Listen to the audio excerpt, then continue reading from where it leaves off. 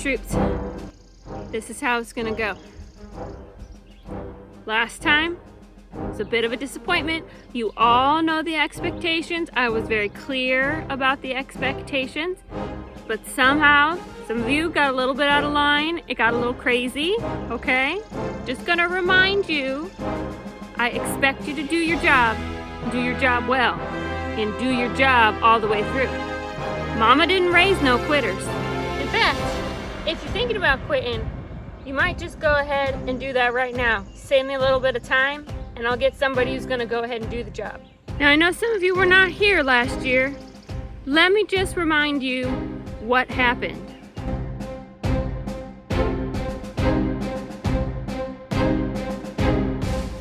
All right, Laura here from Teal House Farm. We're entering our biggest tomato in the Dean Family Acres Giant Tomato Growing Contest. So let's give it a weigh and a measure and see what we got.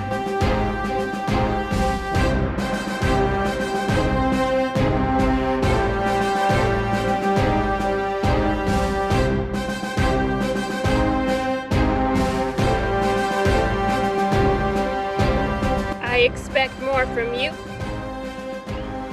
and you, and all y'all.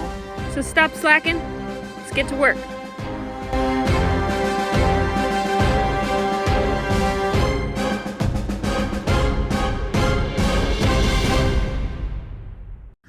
Well, hello all, and thank you for tuning in. This is Laura from Teal House Farm. If you are new here, we are on a 10-acre homestead working towards frugal living and sustainability.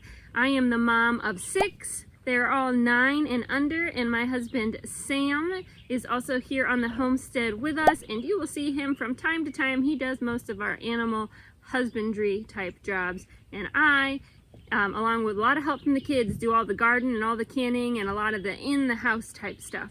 So today we have our video here for the Dean Family Acres Tomato Growing Contest. Who can grow the biggest tomato? And I will tell you, we did it last year. It was a blast, and we definitely did not win. I have never tried to grow a tomato, or anything for that matter, specifically for size. Plants are a lot like children. With the right supports, with the right nutrition, with a lot of positive encouragement, they can do great things. And we're gonna go ahead and see what we can do about these tomatoes. Now, I will tell you, I've already planted my tomatoes. So technically in the Dean Family Largest Tomato Challenge, I think you're supposed to actually show yourself putting the tomatoes in the ground. Let me recap it for you. I dug a hole, I put the plant in it. And then, nope, that was it. That's all I did. I don't grow fancy type gardens. I don't do raised beds or any of that kind of thing. The reason being is that they all are a money investment, and we are not at the place in the homestead where we're ready to do that. I do a traditional tilled row garden for my tomatoes. I do also have a small greenhouse here. I have some containered gardened plants, but tomatoes don't do well there for me. This is the best place for tomatoes on my homestead. It is right in the ground in a nice, neat little row. Today we're going to go ahead and give these tomatoes some supports. We're going to get some hay in the garden. We're going to feed them a little bit. They are a nice size for being fed. We'll show you how we do all that, and just maybe give you some ideas of how to get your tomatoes to do a good job for you. Who's trying to get in my garden? Do you want to help? Yes. Are you going to step on my plants? No. Are you going to step on my plants? No. Are you going to step on my plants? No. Okay. If it's green, don't step on it. You ready? Let's do some work.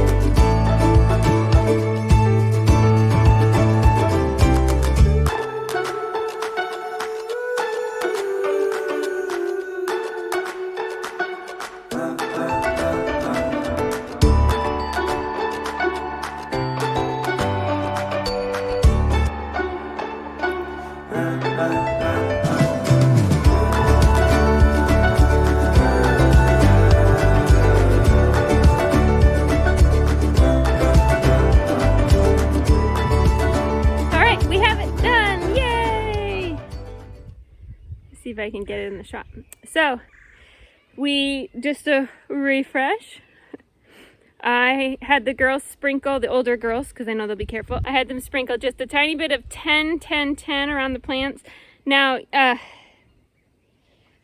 tell you what I do out of honesty here. If you watch a lot of other homesteading channels, they do not use the commercial, like the 10, 10, 10 other fertilizers. There's a lot of other really good organic type growth aids out there. The problem is they are a lot more expensive, and I had a bag of 10, 10, 10 left over from last year. So we're just gonna finish it off this year. No reason to spend money when you don't need to spend money. Am I right? Anyway, that'll give the plants a little bit of a boost. You wanna be careful not to get it on the leaves or too close to the roots or too close to the base of the plant, and you just need a little bit to make a big difference. And then I went ahead and the girls helped me pack straw around the plants.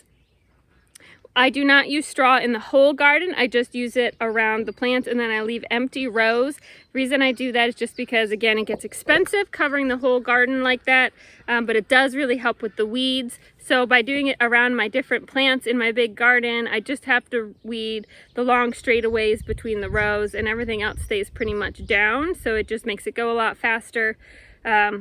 If I had just oodles of money to spend, or if I had a source of free mulch or something on our property, which I don't right now, or I know some people get it from like their electric co-ops. We're on a list, but they've never actually called us to have any brought. Anyway, if I had a free source, I would fill the garden and then not have to ever hoe, but that's not an option this year. So this will keep the plants nice and happy. The last thing I did was I went ahead and I pinched off any of the little suckers, the little tiny tomato branches that were close to the ground, close to the base of the plant. That's supposed to help prevent blight and encourage the plant to grow up nice and tall. I probably will pinch some more off once the plants get a little bit bigger. You'll notice that they aren't staked to anything yet. Like I have the T-posts here, but there's nothing between them. Here I have rows and rows of pole beans, and I will use the same kind of kettle panel chicken wire system for my tomatoes. I haven't put it up yet. That's really my only excuse. I haven't done it yet. No reason why I haven't. I just haven't gotten around to it. So I'll be slipping that in between the plants sometime this week. And when they get a little bit taller, I will secure them to the lattice, and that'll help them grow nice and straight and keep the fruits off the ground. So stay tuned. We will be probably harvesting tomatoes beginning of August probably, and then we will see how big we can get. Oh, as far as varieties go, my money is on my Burpee Big Boy tomatoes, but I did buy some, I think they're called Better Boys from Walmart. I saw them, and then I also have a couple just cherry tomato plants which won't grow anything giant, but we will see who gives me a giant tomato. Thanks so much for watching. Don't forget to like, comment, and subscribe. And if you're watching this and have never checked out Dean Family Acres, go check their channel out. They have tons of awesome content. He's very knowledgeable about his plants, and he can show you so many really neat systems in his garden that he's set up over the years. Some things that I would love to implement here, and we're getting there step by step. So go check him out. And we will see you all again soon. Bye.